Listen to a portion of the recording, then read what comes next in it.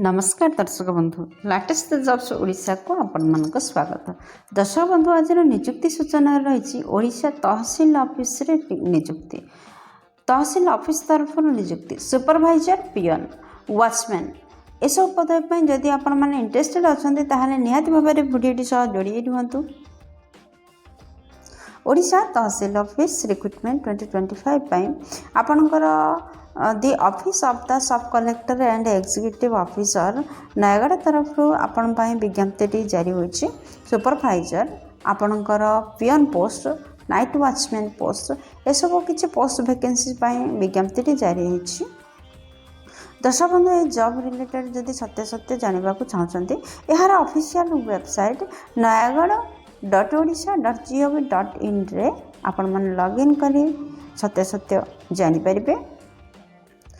दर्शक बंधु आज ये वीडियो जानिबा एही पदवी पई आपण मानकर शिक्षागत योग्यता कौन रहिबा उचित बयस सीमा कौन आपणकर सिलेक्शन प्रोसेस किपरि रहइबो इंपोर्टेंट डेट कौन रही इंपोर्टेंट नोट कौन रही क्यों परि भाव में आपण मैंने यहाँ आवेदन करेंगे ऑल डिटेल्स देखि नबा। दर्शक बंधु बर्तमान मुझे आपको नहीं आसी ओडिशार एक ट्रस्टेड जॉब पोर्टल साइट को आपन जदि पेज रे पहुँचवा चाहते ताहले आपन देखुवा वीडियो रे तले डिस्क्रिप्शन बॉक्स फर्स्ट लिंक रे क्लिक करंतु आपण मान पेज रे पहुँची पारे। ओडिशा तहसील ऑफिस रिक्रुटमेंट 2025 रो नोटिफिकेशन रो फुल डिटेल्स देखिबा। नेम ऑफ ऑर्गेनाइजेशन देखंतु office of the sub collector and executive officer Nayagarh तरफ विज्ञप्ति जारी होइछि। आपनकर टाइप ऑफ जॉब रहउछि कॉन्ट्रैक्चुअल बेसिस रे आपनकर जॉब रहउछि। जॉब कैटेगरी जदि कहिबा ताहले ओडिशा सरकारी नियुक्ति अटे। नेम ऑफ पोस्ट देखो क्यों पोस्ट पाई विज्ञप्ति जारी होइछि।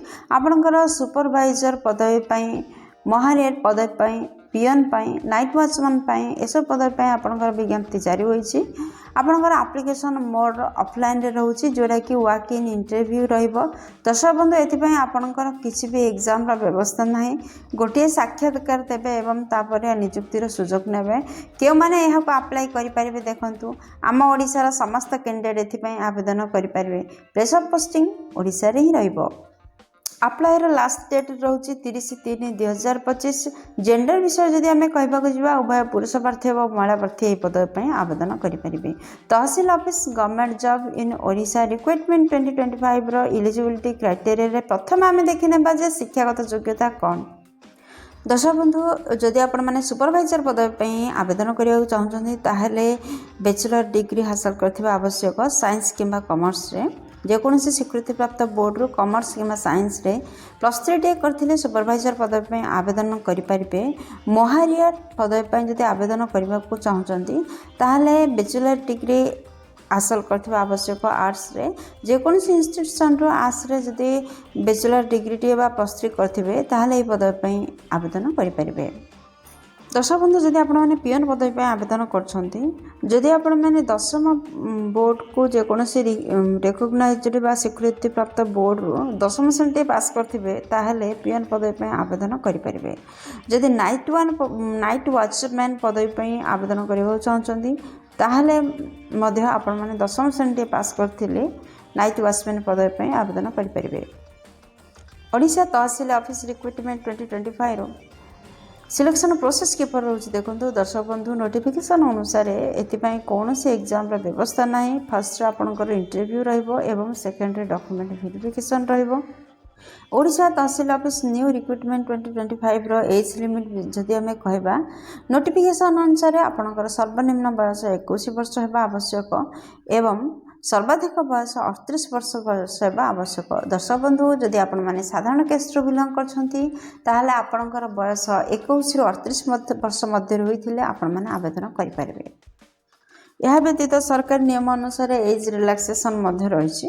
जदि आपण मैंने ओबीसी कैंडिडेट अटंती ताहले 3 वर्ष एज रिलैक्सेशन रोचे।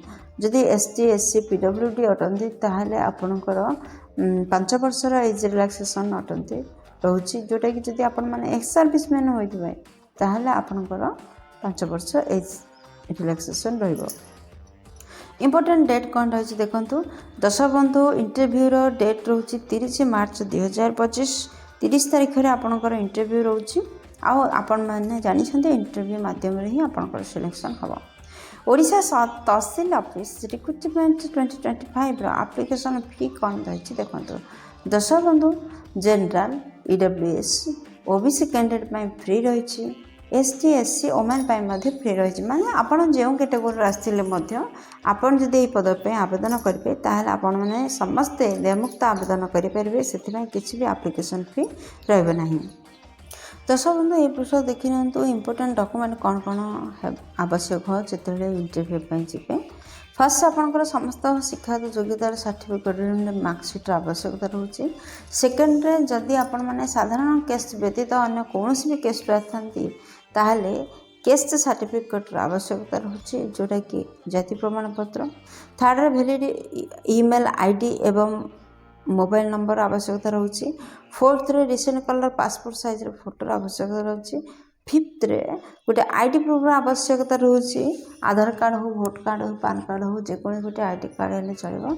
सिक्स्थ रे आपण मानकर एप्लिकेशन फॉर्म आवश्यकता रोचे।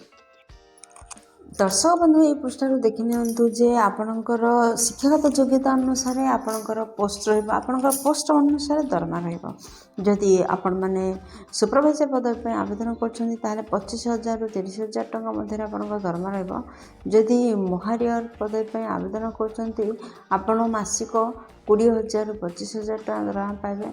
जदि आपण मैंने पीएन पद पे आवेदन कर आपण मानकर मासिक दरमा 12,000 रु 15,000 रहिबो। दर्शक बंधु ये जॉब रिलेटेड समस्त लिंक आपण वीडियो डिस्क्रिप्शन रे पाई परिबे जिंदे अप्लाई लिंक हो आपनकर पीडीएफ लिंक हो पाई परिबे।